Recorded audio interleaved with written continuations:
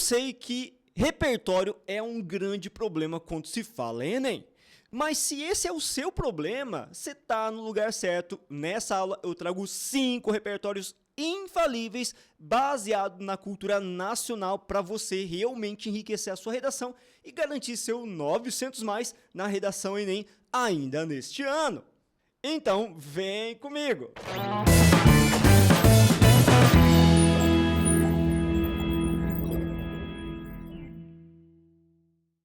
Fala, gente linda, beleza? Japa da redação aqui, sempre trazendo muito conteúdo de qualidade para todos vocês. E nesta aula especificamente a gente traz repertórios para preencher aquelas lacunas que seu texto ainda tem para você garantir o seu 900 mais. Só que antes de entrar no mérito propriamente desse conteúdo, quero pedir aquele favor de todo o começo de vídeo. Curta bastante, compartilhe o nosso conteúdo, dá aquela força pro Japa da redação e não se esqueça de se inscrever aqui no nosso canal e ativar o sininho de notificações. Lembrando que às vésperas das provas, nós intensificamos o trabalho em cima dessas provas, destes conteúdos e com o Enem não vai ser diferente. Toda semana 3 vídeos aqui no canal saindo para vocês assistirem, contemplarem e estudarem bastante para o Enem.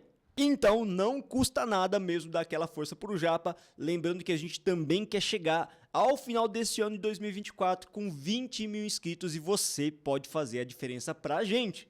E o primeiro repertório que eu trago aqui é um filme de 2002 baseado numa obra do Paulo Lins. Falo aqui do mega filmaço nacional Cidade de Deus. Gente linda, esse filme é fantástico, a obra também é fantástica e vale a pena você ver independentemente da função que esse filme tenha para você. Seja para adquirir repertório, seja para ter uma visão crítica acerca da sociedade, é realmente muito bom. E outra coisa, também nós temos um seriado, né, que dá sequências aos acontecimentos da Cidade de Deus, que eu acho pertinentíssimo você estudar, você analisar. Esse seriado, se não me engano, começou agora, né, 2024, então dá tempo de você se atualizar e assistir, acompanhar.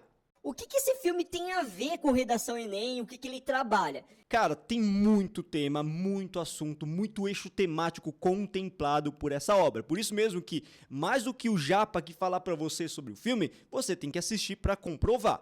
Basicamente, ele acaba englobando alguns eixos temáticos, como por exemplo, educação, saneamento básico, moradia, saúde, desigualdade social, violência, segurança pública, racismo, intolerância, segregação socioespacial, entre tantos outros. Ou seja, é um filme cuja narrativa ou as várias histórias contempladas, né, micronarrativas em torno dessa narrativa central, que podem ser utilizadas aí como ferramentas, eixos temáticos para localizar um determinado tema, um determinado assunto. Vale a pena você conferir.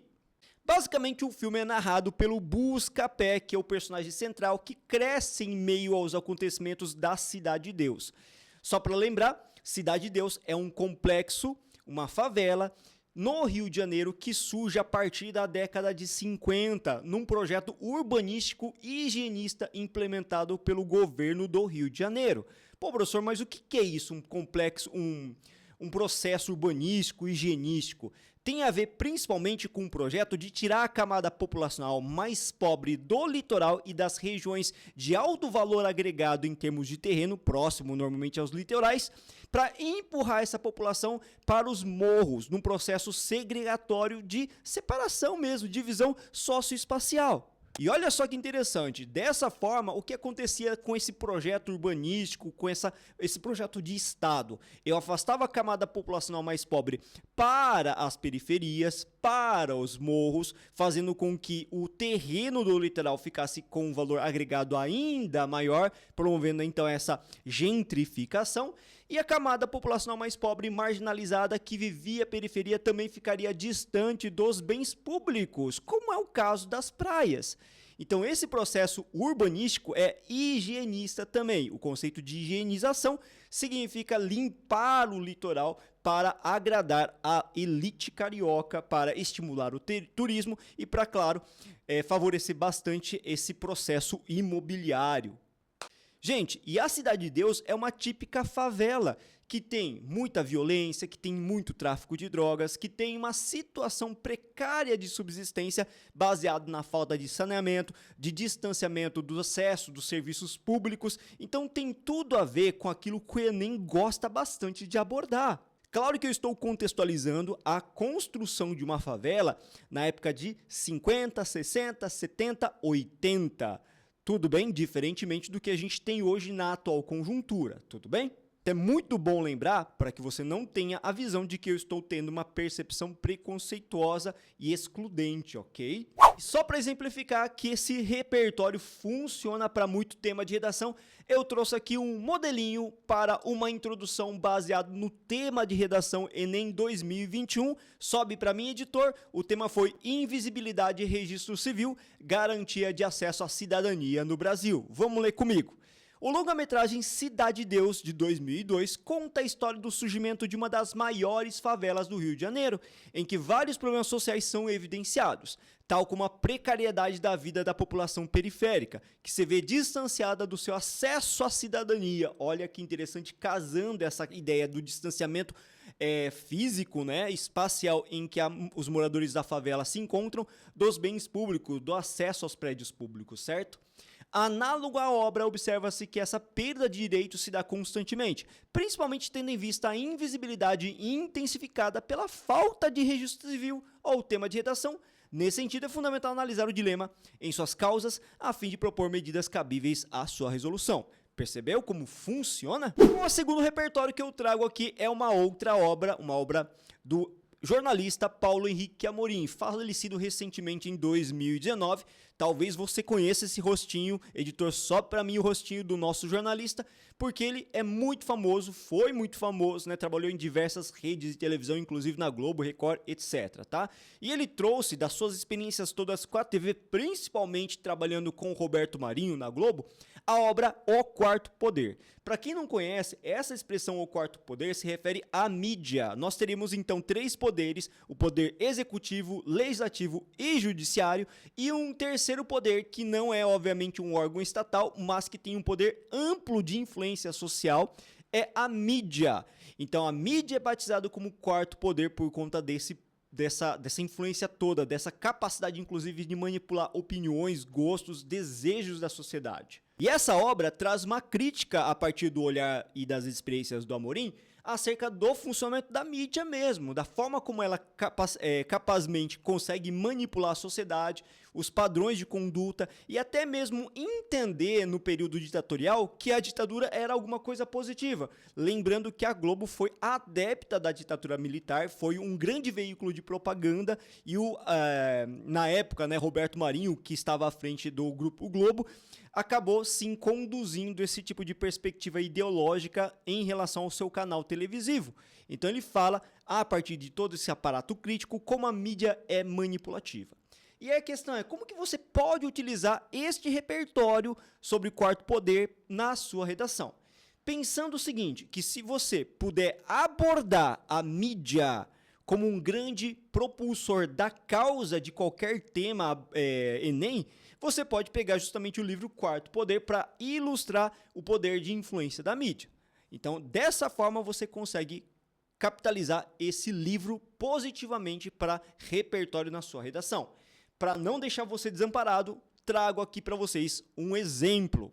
Editor, só para mim, baseado no Enem 2022, desafios para a valorização das comunidades e povos tradicionais no Brasil. Veja que dessa vez eu trouxe o desenvolvimento 1, tá? Eu não estou fazendo uso do repertório como exemplo na introdução, embora dê para usar na introdução também. Acompanhe comigo.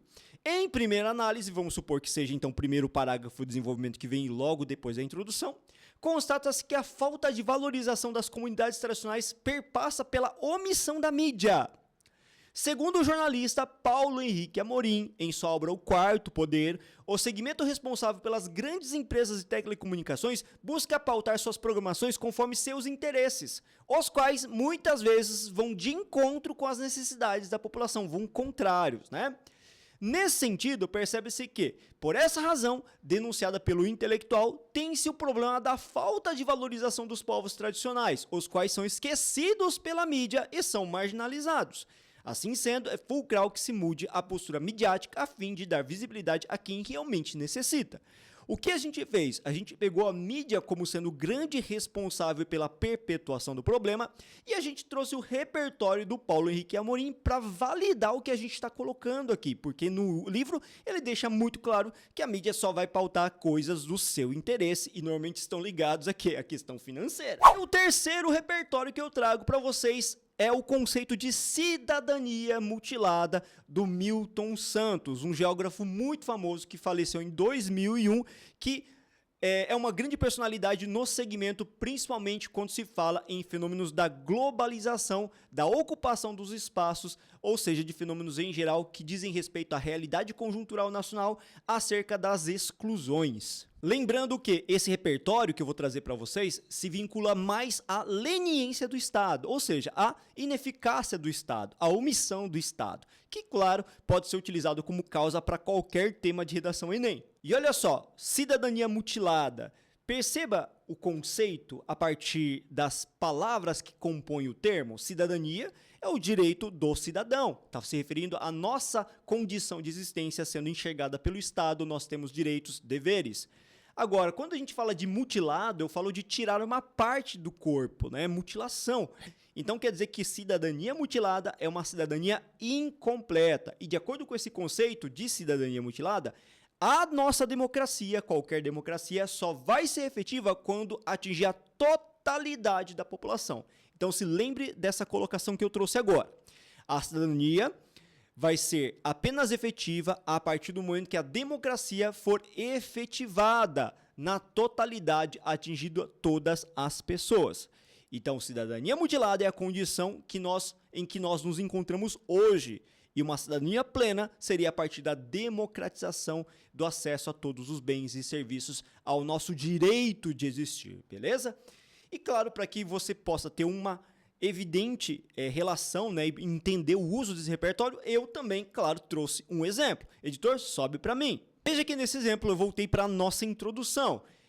E olha só, esse tipo de introdução também pode ser utilizado como uma ferramenta coringa para você, tá? Então fica a dica aí. Segundo o geógrafo Milton Santos, em seu conceito acerca de cidadania mutilada, a democracia só é plenamente efetiva quando se atinge a totalidade do corpo social. Gente, você pode copiar esse primeiro período tranquilamente, que vai funcionar para qualquer tema. No entanto, infelizmente no Brasil, o Brasil se distancia do ideal democrático devido à recorrência da insegurança alimentar. Ou seja, a insegurança alimentar, ela impede que haja essa cidadania plena, tudo bem? Nesse sentido, é emergencial analisar as causas do entrave a partir da negligência estatal e da falta de empatia da sociedade. Percebeu que ficou bacaninha? Então, o quarto repertório que eu trago aqui é sobre o conceito de invisibilidade construído, consolidado pela Djamila Ribeiro, uma filósofa brasileira muito reconhecida principalmente pela luta acerca dos direitos das mulheres negras. E olha só essa citação que é fantástica, que você pode usar a citação direta ou fazer uma paráfrase, caso você não se lembre no momento da prova. Coloca para mim aí, editor. É importante ter em mente que, para pensar soluções para uma realidade, devemos tirá-la da invisibilidade. Veja que trata-se de um repertório que pode ser utilizado para qualquer tema quando você associa como causa primordial o fato de que esse tipo de problema é meio que escondido, invisibilizado pela sociedade. E a sociedade nem se preocupa com isso. Para fazer um uso prático e mostrar como funciona, editor, sobe para mim um exemplo. Veja que eu coloquei aqui para vocês uma introdução novamente, baseado no tema de redação de 2023, Desafios para o enfrentamento da invisibilidade do trabalho de cuidado realizado pela mulher no Brasil. Percebe que como casa, né, o conceito de invisibilidade trabalhado por Djamila acerca do tema de 2023? Vamos ler comigo essa introdução. Djamila Ribeiro, uma importante referência no campo contra o machismo, elucida aqui: para se combater um problema, é essencial, antes de tudo, tirá-lo da invisibilidade. Perceba que eu fiz uma paráfrase ao invés de uma citação direta? Não tem problema. Nesse sentido, esse primeiro passo se aplica à necessidade de superação da desvalorização do trabalho de cuidado realizado pela mulher no Brasil. Assim sendo, É fundamental analisar o dilema a partir da negligência estatal e do machismo estrutural, fruto de um processo histórico preconceituoso. Então, percebeu o que a gente fez? A gente colocou o conceito de invisibilidade trazido pela discussão da Djamila e associou a invisibilidade que a mulher sofre no trabalho de cuidado, inserindo o nosso problema. Ficou daorinha essa introdução. E por último, trouxe aqui para vocês um repertório que vocês vão amar. Particularmente eu adoro esse repertório, tá? Só que antes, quero pedir aquela gentileza novamente para você. Se você não curtiu o vídeo no começo, curte agora. Este é o momento e compartilhe esse conteúdo. E se você ainda está com dificuldade em relação à redação, está procurando uma plataforma que lhe garanta uma análise pormenorizada, específica, detalhada, que vai permitir você aprender redação, então você pode acessar Corrija-me. O link está na descrição desse vídeo, vale a pena, você vai encontrar um planinho bem bacana que caiba no seu bolso para que você possa treinar redação com a gente e melhorar e garantir o seu 900+. Porque lembre-se, a teoria é muito importante, mas por si só ela não garante a sua aprovação ou seu aprendizado na redação. Por isso, vem treinar com a Corrija-me. Dito isso, feito o nosso merchanzinho de praxe, nós temos aqui o nosso quinto repertório infalível para redação. Eu trago aqui a banda Legião Urbana. Nossa, fantástico! Legião Urbana, Renato Russo, um ícone da cultura nacional, do rock nacional da década de 80, 90. Maravilhoso, que você pode utilizar na redação e para diversos temas também. Galera, eu não estou falando aqui de uma música em específico, tá? Olha que interessante isso. Você pensa às vezes que precisa ser uma letra, um trecho específico. Não precisa. Se você conseguir contextualizar genericamente o repertório a partir da Legião Urbana, da sua função crítica do ponto de vista social em relação a várias temáticas que existem, né, que eles abordaram amplamente, você consegue fazer um bom repertório, tá? Lembrando, essa banda foi formada em 82, interessante que eu lembro dessa data especificamente porque foi a data em que essa figura ilustre nasceu, né? Hoje eu estou com 42, sou de 82, nasci no mesmo ano que a banda também, então olha que orgulho, que satisfação, né? Porque eu gosto bastante. Ah, professor, eu não gosto de Legião Urbana. Tudo bem, você não gosta, mas isso não vai tirar o mérito da banda, isso também não vai tirar o fato de que ela pode ser muito bem utilizado também na redação Enem, beleza? Quais são as temáticas que a discografia em geral deles acaba envolvendo? Gente, são vários eixos temáticos, né? Ele fala de direitos civis, ele fala de liberdade de expressão, ele fala de desigualdade, ele fala das lutas das minorias na célebre composição Índios, por exemplo, ele fala de violência, ele fala de insegurança, ele fala do não cumprimento dos direitos garantidos na Constituição. Então é muita coisa que pode ser utilizada de maneira inteligente. De novo, para usar o repertório e legitimar a Legião Urbana, você não precisa trazer a discografia específica, uma letra de uma música específica ou a música específica, tá? E eu vou ensinar isso para vocês. Editor, sobe para mim que eu quero mostrar como o negócio funciona aqui, beleza?